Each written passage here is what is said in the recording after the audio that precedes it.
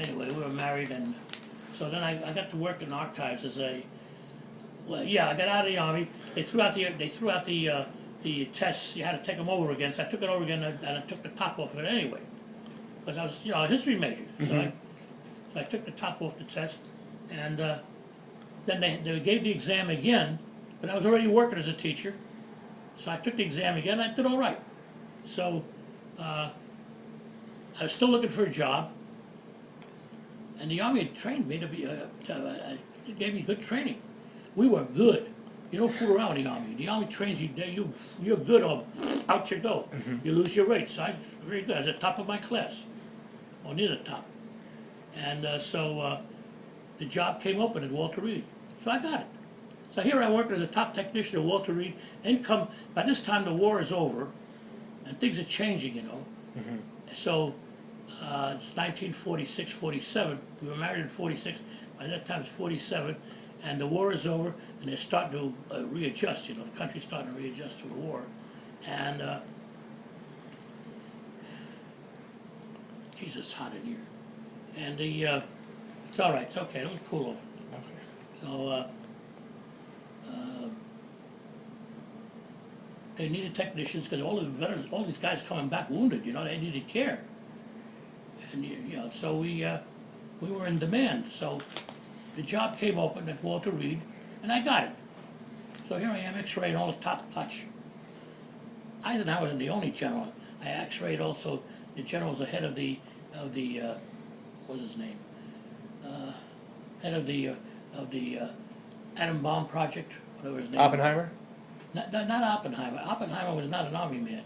Oppenheimer was a civilian, but the general was in charge. I forget. Okay.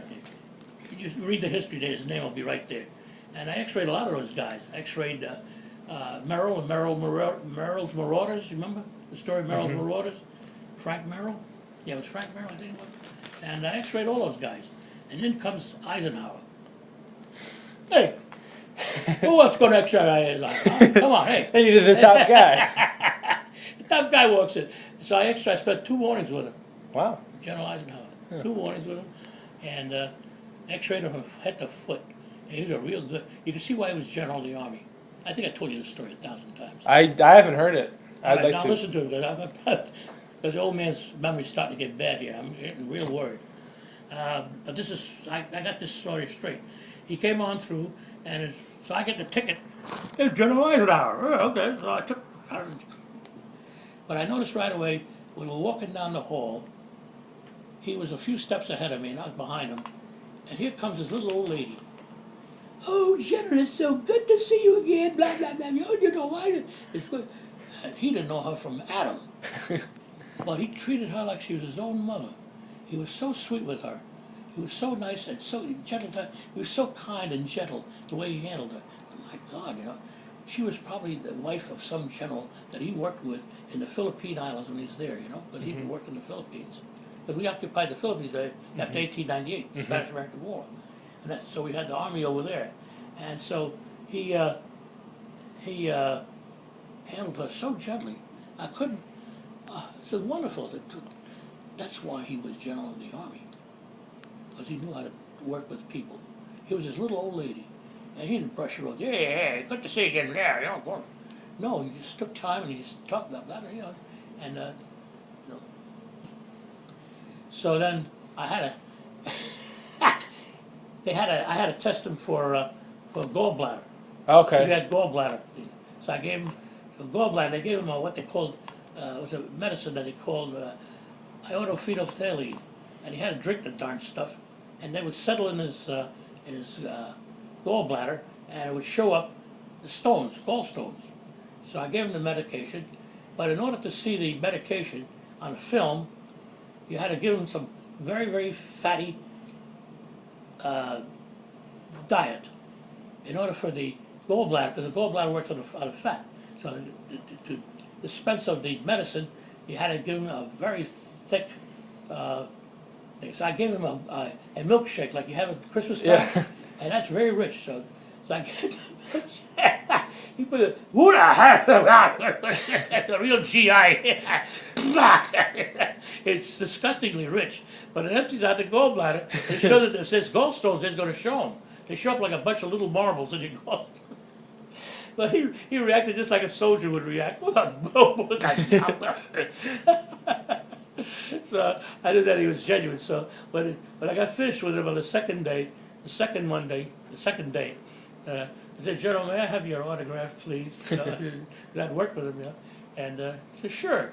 So I handed him a little pad of GI paper that we used to keep on the desk, note paper. It's cheap, very cheap paper. Mm-hmm. And we in archives, the people who worked in archives knew what it was like because it was very cheap. So I gave him the pad, and on it he wrote my name, X-rayed by Mr. Giancaspro on the December the 14th or something like that, blah, blah, signed, and he signed it, Dwight D. Eisenhower. Wow. And put the date down too, the date. So I have it down there. And the thing is, when I was so proud of that, when I got that, because when you're an X-ray technician or a regular guy, and the general comes through and you X-ray him from head to foot, you've done something, right? So I was very proud of it. So I put it up on my bookcase in my little office there. We have it somewhere. I Yeah. think it might be downstairs. Well, it's down there in the vault. Mm-hmm. That's where I keep it. I don't fool around with that thing. Yeah, I'm very proud of it. So I put it up there, displayed it up there, and it was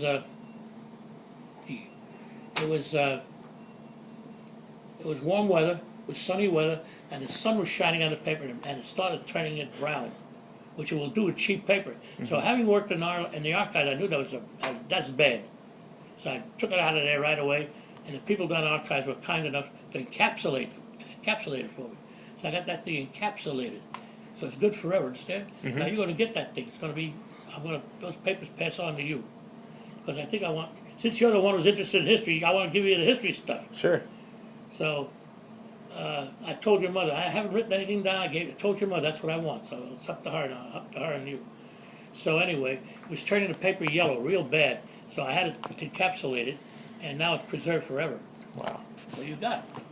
You probably will be able to sell it for a few bucks, but that's I'm not going to sell that. Hang on to it. That's a piece of history right there. Yeah, it's a nice piece of history. General of the Army. You Yeah. met him. Yeah, and when you talk to the class about, hey, come on, my grandfather worked for this guy, understand? I took his picture.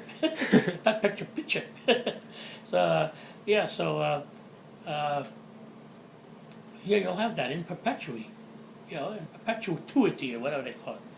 So you'll have that, and see, did I have anybody else? No, I just got him. And I could have gotten all of them. I could have gotten a whole flock, but I just got him. I was so proud of that guy. I did a good job. I got good pictures, too. And I did a good job. And so that's it. Your grandpa's...